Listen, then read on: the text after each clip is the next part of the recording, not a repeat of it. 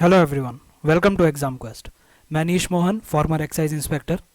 इस वीडियो के अंदर हम ये डिस्कस करेंगे कि अगर सिविल सर्विस प्रीलिम्स पोस्टपोन नहीं होता है तो लास्ट के 60 डेज़ में हमें कैसे रिवाइज करना है ताकि प्रीलिम्स की अनप्रिडिक्टेबिलिटी को हम थोड़ा सा कम कर सकें।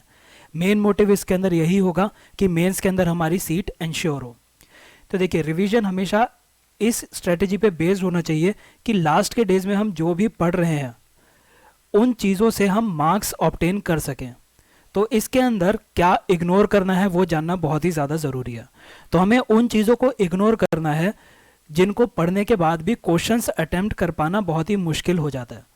बहुत ही डिफ़िकल्ट क्वेश्चंस आते हैं जिनके, उन चीज़ों को हम लो प्रायोरिटी के अंदर रखेंगे। दूसरी चीज़ जिनको इग्नोर करना है वो वाले टॉपिक्स होंगे जहाँ से क्वेश्चंस बहुत ही कम आ रहे हैं। तो जब किसी सब्जेक्ट से क्वेश्चंस ही कम आ रहे हैं तो वहाँ पे हम ज़्यादा टाइम नहीं देंगे।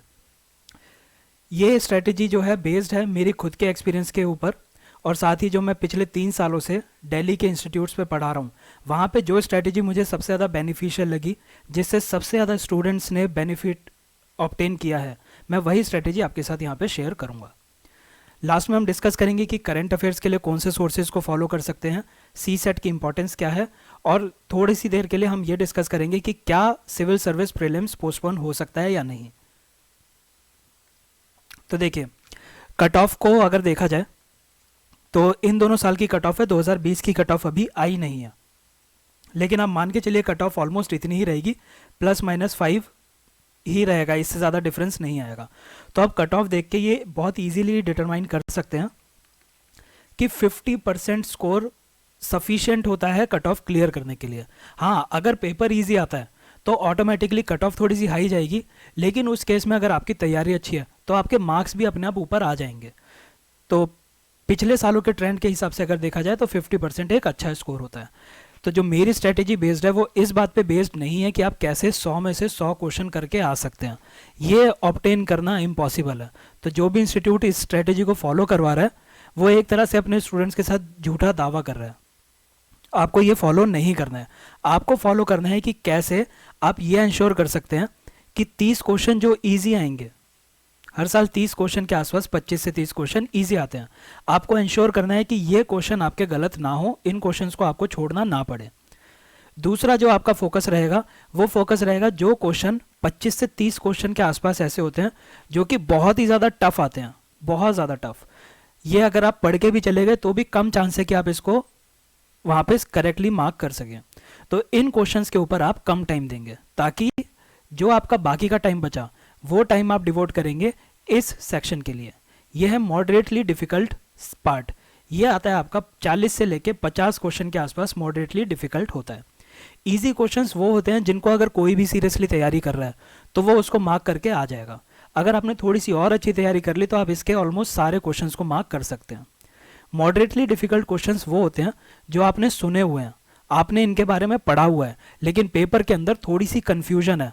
आपको उसका करेक्ट आंसर ढूंढने के लिए अपनी थ्योरी में से कुछ एप्लीकेशन निकालनी पड़ रही है। जो आपने पढ़ा हुआ है, जो भी आपने पढ़ा है उसकी एप्लीकेशन आपको देखनी होती है और फिर आप इसको आंसर कर सकते हैं। इसके अंदर आपको 3 स्टेटमेंट दे दी जाएंगी, 3 में से पूछा जाएगा 1 and 2 are correct, 2 and 3 are correct. तो ये इस वजह से थोड़ी सी कन्फ्यूजन क्रिएट करते हैं। पर इनके साथ अच्छी बात यह है कि ये आपने पढ़े होते हैं, आपको ये पता है कि इनका सोर्सेज क्या है। तो अगर आपने इसके ऊपर थोड़ा ज़्यादा टाइम डिवोट कर दिया, इन चीज़ों को ज़्यादा अच्छे से पढ़ लिया, तो आप यहाँ पे भी अच्छा स्कोर कर सकते हैं। ये जो टफ क्वेश्चंस हैं, ये टफ क्वेश्चंस बेस्ड होते हैं लक के ऊपर कि आपका उस दिन लक कैसा है, क्या पता आपको आंसर आता हो, क्या पता ना आता हो। ये जो टफ क्वेश्चंस हैं इसमें ज़्यादातर बच्चे मार्क्स नहीं ला पाते हैं। ये आप कट ऑफ से ही देख सकते हैं कि अगर टफ क्वेश्चंस बहुत सारे बच्चे मार्क करके आ पाते तो आपको खुद पता चल जाएगा कि ये कट ऑफ ऊपर जानी चाहिए थी, लेकिन कट ऑफ जो है वो 50% ही जा रही है। इसका मतलब क्या है कि ये वाले क्वेश्चंस तो कट ऑफ डिटरमाइन नहीं कर रहे। इन क्वेश्चन से कट ऑफ कभी भी नहीं बनती है। इन क्वेश्चंस को मैं कहता हूँ बोनस क्वेश्चंस, कि अगर इन 25 से 30 क्वेश्चन में से अगर आप 5 क्वेश्चन भी करके आ पाए तो ये आपके बोनस मार्क्स हैं। लेकिन अगर पूरे पेपर में आपने पूरी की पूरी रिवीजन का टाइम इन्हीं टॉपिक्स के ऊपर दे दिया, टफ टॉपिक्स के ऊपर, तो आप पेपर में 5 क्वेश्चन तो करके आ जाएंगे लेकिन ये वाले रह जाएंगे। तो यहाँ से आपको कट ऑफ निकालनी है। ये आपको सिर्फ बोनस की तरह लेके चलना है। अब सवाल यह आता है कि कैसे डिटरमाइन करें कि कहाँ से क्वेश्चन ईजी आ रहे हैं और मॉडरेटली डिफिकल्ट आ रहे हैं और कहाँ से टफ आ रहे हैं। तो उसके लिए मैं आपको एक स्ट्रेटेजी जो कि मैंने भी फॉलो की है, मेरे स्टूडेंट्स ने भी फॉलो की है और ये काफ़ी बेनिफिशियल स्ट्रेटेजी लगी है उन्हें भी। तो मैं उसी हिसाब से आपको एक प्रायोरिटी लिस्ट दे रहा हूँ सब्जेक्ट्स की। ये सब्जेक्ट हैं अपनी प्रायोरिटी में अरेंज्ड हैं, ये उनके सोर्सेज हैं और कितना आइडियली आपको टाइम इनको देना चाहिए लास्ट के 60 दिनों में से।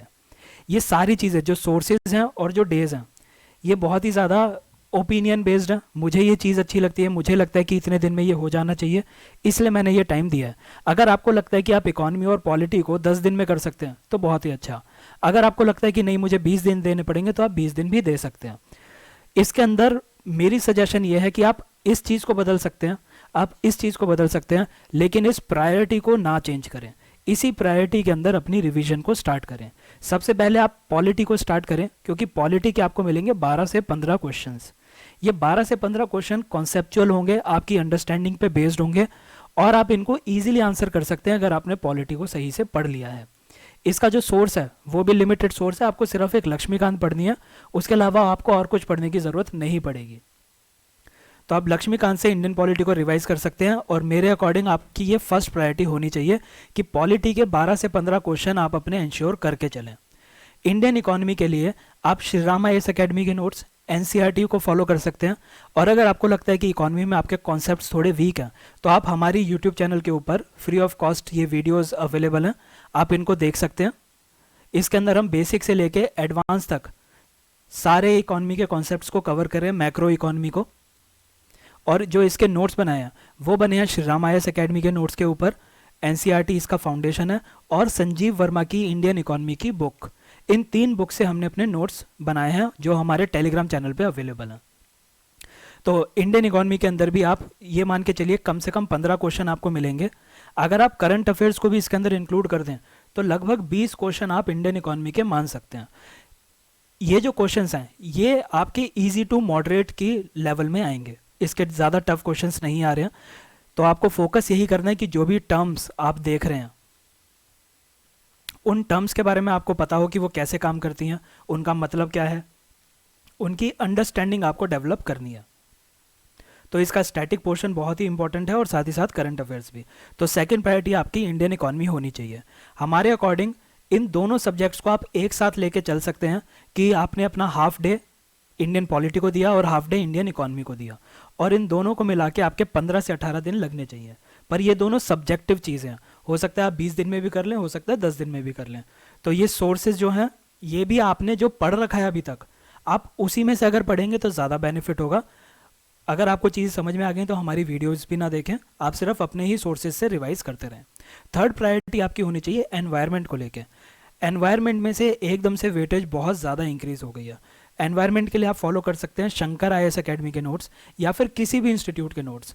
ये जो सब्जेक्ट है ये देखने में बहुत कॉम्प्लिकेटेड लगता है, पर अगर आपने इसको एक बार पढ़ लिया तो ये सब्जेक्ट बहुत ही कम दिनों के अंदर आपको बहुत ही अच्छा स्कोर दे सकता है। इसके अंदर आपको किन चीज़ों के ऊपर सबसे ज़्यादा फोकस करना है? इसके अंदर आपको फोकस करना है सबसे पहले इंटरनेशनल कन्वेंशंस और ट्रीटीज़ के ऊपर, इंटरनेशनल ट्रीटीज़ और कन्वेंशन के ऊपर। दूसरा आपका फोकस होना चाहिए कि इंडिया के अंदर क्या क्या फ्रेमवर्क है एनवायरनमेंट को प्रोटेक्ट करने का। फ्रेमवर्क से मेरा मतलब है कि इंडिया के कौन कौन से लॉज हैं, उन लॉज की डिटेल्स, इंडिया के अंदर कौन कौन सी बॉडीज़ हैं जो एनवायरमेंटल प्रोटेक्शन में लगी हुई हैं और उन बॉडीज़ की डिटेल, फॉर एग्जांपल NGT। और तीसरा आप देखेंगे इसके अंदर कौन से नेशनल पार्क्स हैं, बायोस्फीयर रिजर्व्स हैं, उसके अंदर कौन से एनिमल्स मिलते हैं। ये देखने में बहुत ही टफ लगता है पर ये मैप बेस्ड एक्सरसाइज है जो कि क्योंकि विजुअल आपको बार बार देखना तो ये चीज़ें याद रह जाती हैं, तो इससे डरना नहीं है।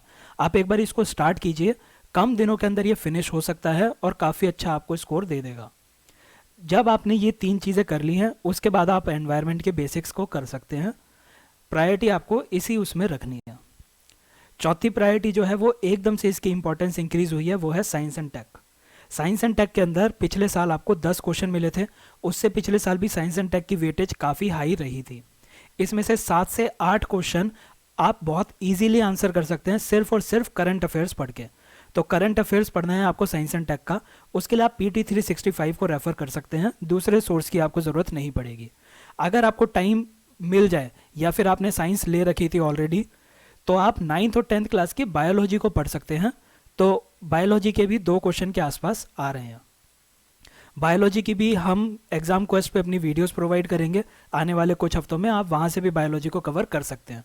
पर अगर ये आपको तब करना है जब आपके पास टाइम बच गया, टाइम नहीं बच रहा है तो आप सिर्फ पीटी 365 पढ़ेंगे साइंस एंड टेक की, और 7 से 8 क्वेश्चन जो हैं अपने पक्के कर लेंगे वहाँ से।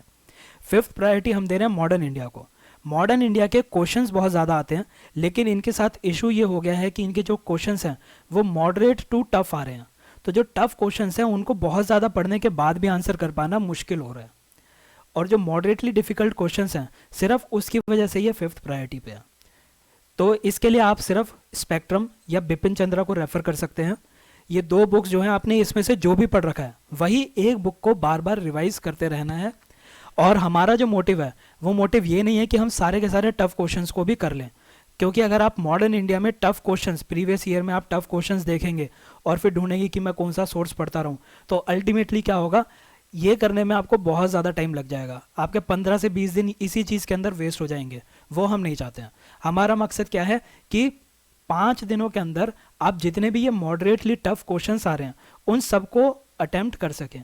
एक बात को आप गांठ मार लीजिए, एकदम नॉट टाई कर लीजिए कि टफ क्वेश्चन से कभी भी कट ऑफ डिसाइड नहीं होती है। कट ऑफ डिसाइड होती है इस बात से कि इजी क्वेश्चंस कितने थे और मॉडरेटली डिफिकल्ट क्वेश्चंस कितने थे। Tough questions cut off determine इसलिए नहीं करता है क्योंकि ये कंपटीशन है। आपको ज़्यादा से ज़्यादा क्वेश्चन नहीं करने, आपको अपने बाकी लोगों से ज़्यादा क्वेश्चन करने हैं। तो यकीन मानिए बाकी लोगों के लिए भी जो आपके लिए टफ है वो बाकियों के लिए भी टफ है। तो आप टफ क्वेश्चंस के अंदर गलत कर सकते हैं, टफ क्वेश्चंस के अंदर क्वेश्चंस को छोड़ सकते हैं, लेकिन आप इजी क्वेश्चंस को छोड़ नहीं सकते, इनको गलत नहीं कर सकते। मॉडरेटली डिफिकल्ट क्वेश्चन के अंदर भी आपको मैक्सिमम से मैक्सिमम सही करने हैं। तो यही जो 2 सेक्शन है यही कट ऑफ डिटरमाइन करते हैं। इसीलिए मेरी सजेशन यही है कि आप इसमें से कोई एक बुक पढ़ लीजिए, उसी को बार बार रिवाइज करते रहिए और टारगेट कीजिए कि मॉडरेटली डिफिकल्ट क्वेश्चंस आपके गलत ना हो या आप ज़्यादा से ज़्यादा कर सकें। बेसिकली मेरे कहने का मतलब यह है कि जो क्वेश्चन बाकी लोग करके आ रहे हैं वो क्वेश्चन आपका भी सही होना चाहिए। जो क्वेश्चन बाकी लोग छोड़ के आ गए वो अगर आप छोड़ देते हैं तो कोई दिक्कत नहीं है। फिर उसके बाद 6th प्रायोरिटी पे हमने रखा है ज्योग्राफी। इसकी प्रायोरिटी इतनी कम करने का एकमात्र कारण यह है कि इसके क्वेश्चंस कम आ रहे हैं, इसके ज़्यादा क्वेश्चंस नहीं पूछ रही है यूपीएससी।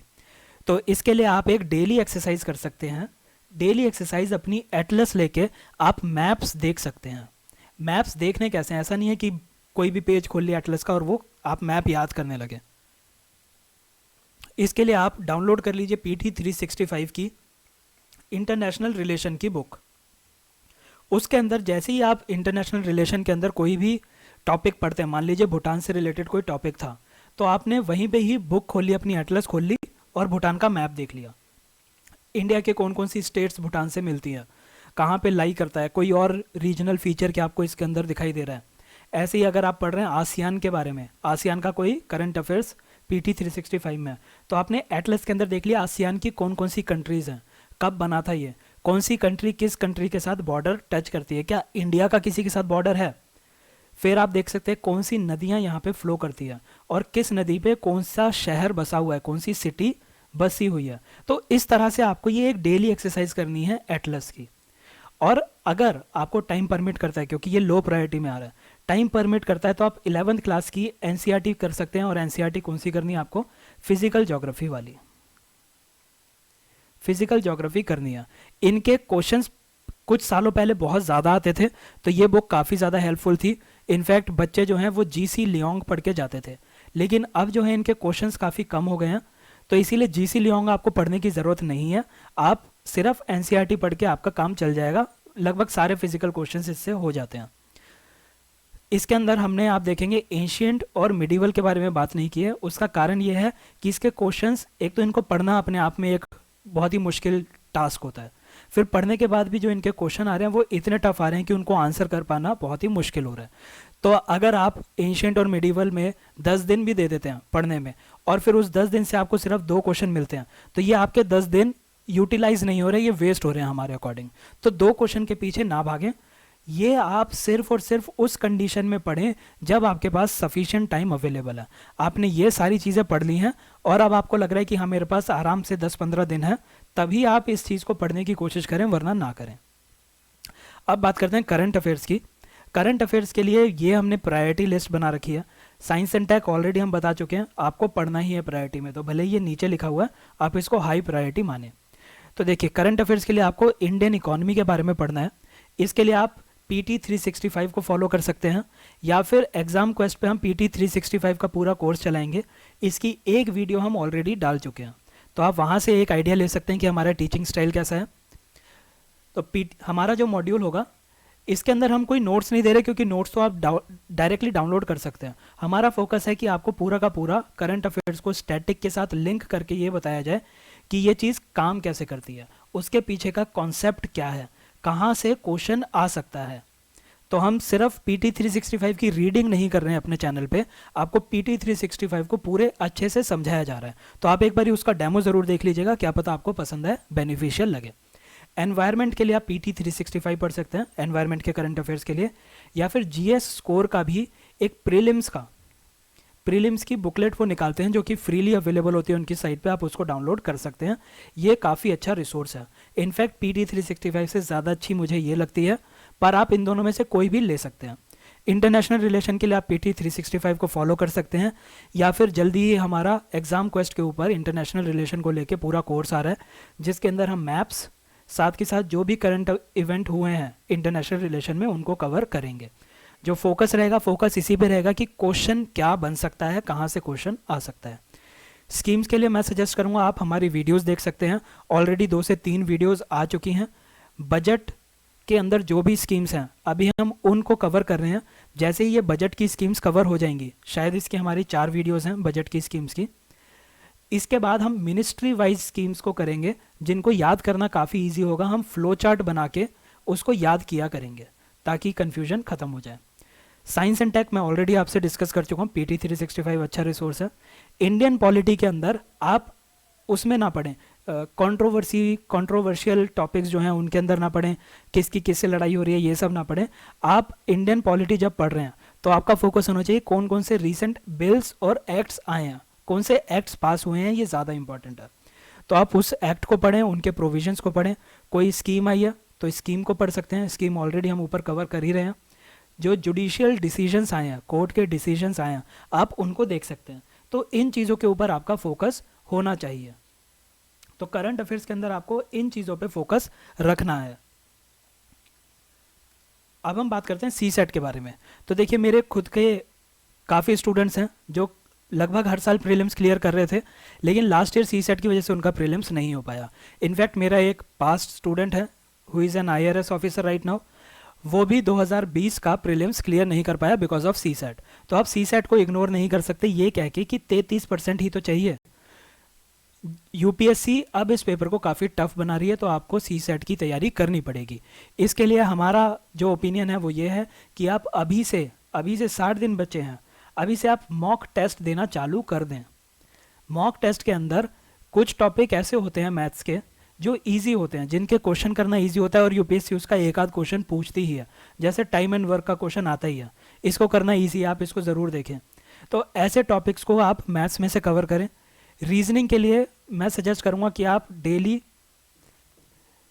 1 घंटा अगर आप निकाल सकते हैं रीजनिंग के लिए, तो आपके लिए बहुत ईजी हो जाएगा। फिर आपकी ये जो CSAT की कट ऑफ है वो इन्हीं 2 सेक्शन से क्लियर हो जाएगी। मैं इन दोनों सेक्शन के ऊपर क्यों फोकस दे रहा हूँ, क्योंकि लास्ट ईयर अगर आपने खुद भी देखा होगा तो रीडिंग कॉम्प्रीहेंशन वाला जो पार्ट आया था, जो इंग्लिश वाला पार्ट आया था, वो बहुत टफ था। इतना टफ था कि बहुत सारे इंस्टीट्यूट ने अपनी आंसर की तक नहीं निकाली CSAT की। यूट्यूब पे कुछ वीडियोस ज़रूर बनी जिन्होंने इन क्वेश्चन को सॉल्व करने की कोशिश की, पर उनके काफ़ी आंसर गलत हैं। तो इंग्लिश जो है वो बहुत ही ज़्यादा अनप्रिडिक्टेबल, आप मार्क करके आ जाएंगे तो भी डर लगा रहेगा, और ये डर बहुत खतरनाक हो जाएगा आपके मेंस के लिए, क्योंकि आपको लगेगा कि पता नहीं क्लियर होगा या नहीं होगा, और आप मेंस की तैयारी चालू नहीं करेंगे। तो इसीलिए आपको CSAT को अच्छे से करके जाना है। तो आप मैथ्स और रीजनिंग पे थोड़ा सा टाइम देना चालू कर दें।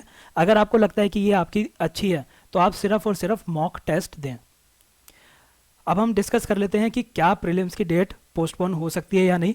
देखिए यूपीएससी का एक ट्रेडिशन है, एक कस्टम चला आ रहा है कि जब तक वो प्रीवियस ईयर का फाइनल रिजल्ट नहीं दे देती तब तक वो नेक्स्ट ईयर का प्रीलिम्स नहीं कंडक्ट कराती है। लास्ट ईयर जब कोरोना वाली सिचुएशन थी तब यूपीएससी के मेंबर का एक इंटरव्यू आ रहा था, उसमें भी उन्होंने यही बात की थी कि हम नहीं चाहते कि पिछले साल का रिजल्ट आने से पहले अगले साल का प्रीलिम्स हो जाए। तो उसी के बेस पे हमारा ओपिनियन तो यही है कि शायद प्रीलिम्स पोस्टपोन हो सकता है, लेकिन क्योंकि ये कोरोना का टाइम है और यूपीएससी जो है वो चाहती है कि हमारा सिविल सर्विसेज का जो प्रोसेस है वो टाइमली कंप्लीट तो हो सकता है वो अपने प्रीवियस कस्टम को, अपने पुराने कस्टम्स को और ट्रेडिशन को छोड़ दे और प्रीलिम्स टाइम पे कंडक्ट करा ले। तो हमारे अकॉर्डिंग इस डिबेट में नहीं पढ़ना चाहिए कि कब कंडक्ट होगा। आप इसी तरीके से तैयारी करें कि आपके पास सिर्फ और सिर्फ 60 दिन बचे हैं, इन 60 दिन के अंदर आपको अपना पेपर क्लियर करना है। अगर पोस्टपोन होता है तो वो आपके लिए बोनस है, लेकिन आपको अपनी तैयारी 60 दिन के हिसाब से ही कंटिन्यू रखनी है। आप हमें टेलीग्राम चैनल पे फॉलो कर सकते हैं, यहाँ पे मैं आपको एक मॉडर्न इंडिया हिस्ट्री की बुक प्रोवाइड करूँगा। अगर आपने अभी तक स्पेक्ट्रम और बिपिन चंद्रा नहीं पढ़ी है तो आप इस बुक को फॉलो कर सकते हैं। ये बुक पिछले 2 सालों से काफ़ी काम आ रही है, लेकिन अगर आपने कुछ और पढ़ रखा है तो आप उसी चीज़ को बार बार रिवाइज करते रहें, नई चीज़ें ना पढ़ें। ये हमारा टेलीग्राम का ग्रुप है जहाँ पे आप डिस्कशन कर सकते हैं, ये हमारा फेसबुक पेज है। बाकी जो हमारे कोर्सेज चल रहे हैं सब फ्री ऑफ कॉस्ट अवेलेबल है यूट्यूब के ऊपर, और यहाँ पे जैसा एक इंस्टीट्यूट पे पढ़ाया जाता है बिल्कुल वैसे पढ़ा रहे हैं। ऐसा नहीं है कि यूट्यूब की वीडियोस है तो सिर्फ मसाला कंटेंट मिलेगा, आपको इसके अंदर वो हर चीज़ मिलेगी जो उस सब्जेक्ट के अंदर इंपॉर्टेंट होती है। तो हमारा अभी इंडियन इकोनॉमी का मॉड्यूल अभी चल रहा है, आप उस मॉड्यूल की वीडियोज़ देख सकते हैं। इसके बाद हम स्पेक्ट्रम के थ्रू मॉडर्न इंडिया हिस्ट्री को पूरा कवर करेंगे, और फिर उसके बाद हमारी लक्ष्मीकांत की सीरीज़ आएगी जिसके अंदर हम इंडियन पॉलिटी को कवर करेंगे। जो फोकस है वो कॉन्सेप्चुअल क्लैरिटी के ऊपर होगा, क्योंकि बुक्स आपके पास सारी अवेलेबल हैं, लेकिन उनको समझाने की जो रिस्पॉन्सिबिलिटी है वो हम एग्जाम क्वेस्ट पे ले रहे हैं। तो वीडियो को अगर आपको पसंद आई हो स्ट्रैटेजी तो आप इसको ज़रूर फॉलो करें। अगर आपका कोर्स ऑलरेडी हो रखा है तो आप मॉक टेस्ट देना अभी से चालू कर दें। ये स्ट्रैटेजी जो हमने बनाई है उनके लिए है जिनकी अभी तक रिवीजन नहीं हुई है, जिनको एक गाइडेंस चाहिए कि हम कैसे रिवीजन को स्टार्ट करें, ये उनके लिए वीडियो है। तो अगर आपको लगता है कि कोई और स्ट्रेटेजी आप फॉलो करना चाहते हैं उसे फॉलो करते रहिए। हमारी स्ट्रेटेजी में अगर आपको कोई पॉइंट अच्छा लगता है तो उसको अडॉप्ट कर लीजिए। मैं आपको सजेस्ट करूंगा कि चाहे आपको हमारी स्ट्रेटेजी कैसी भी लगी हो, ये जो प्रायोरिटी मैंने आपको सब्जेक्ट्स की दी है आप इसको ना भूलें। जो आपकी कट ऑफ क्लियर होगी वो इन्हीं सब्जेक्ट से क्लियर होगी, बाकी चीज़ों से क्लियर नहीं होगी। तो इस प्रायोरिटी को प्लीज़ ना भूलें और इसी के अकॉर्डिंग अपनी तैयारी करते रहें। Thank you.